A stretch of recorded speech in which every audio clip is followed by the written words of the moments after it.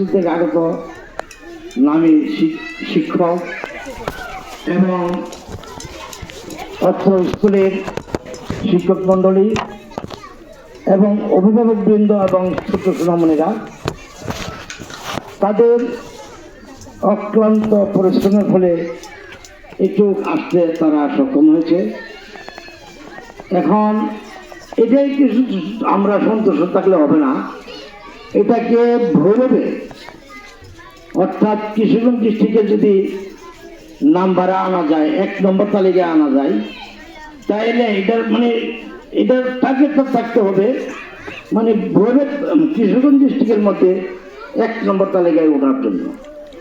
এই বছর হয়তো ছাত্রকে বাইরে থেকে আনতে হয়েছে, কিন্তু আমিও জবরদস্ত মিলে যখন আমরা করেছিলাম জবরদস্ত মিলে স্কুলটা বিভিন্ন শিক্ষকরা আমি সহ প্রশাসনিক কর্মকর্তা ওনারা সহ আপ্রাণ চেষ্টা করার ফলে জবরদস্ত মিল কিন্তু এককালীন কিশোরগঞ্জ ডিস্ট্রিক্টে প্রথম তালিকায় দিয়েছিল।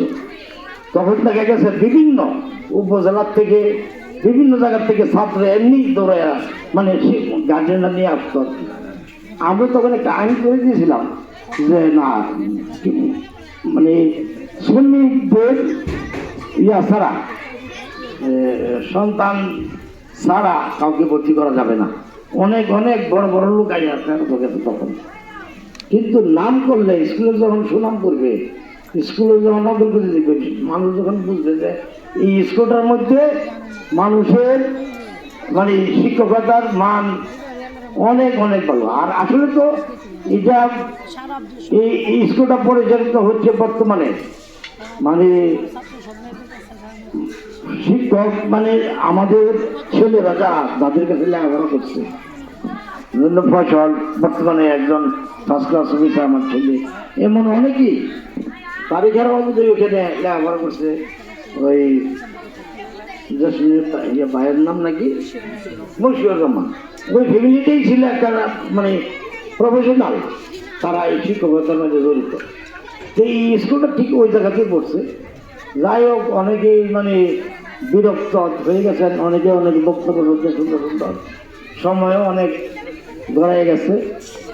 আমি ভবিষ্যৎ উন্নতি করার প্রয়াসে সবাই আরও কর্মক্ষম হওয়ার তাগিদ দিয়ে আশা করে এবং সকলের প্রতি সম্মান জানিয়ে সকলের উন্নতি কামনা করে আমার বক্তব্য এখানে শেষ করছি।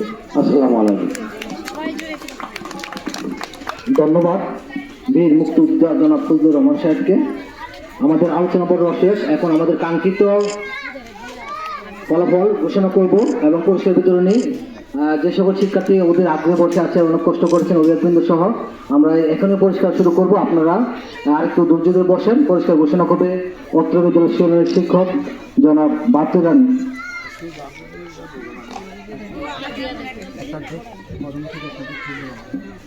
মেয়ে দল 100 মিটার দৌড় রাধিকা আদুরি।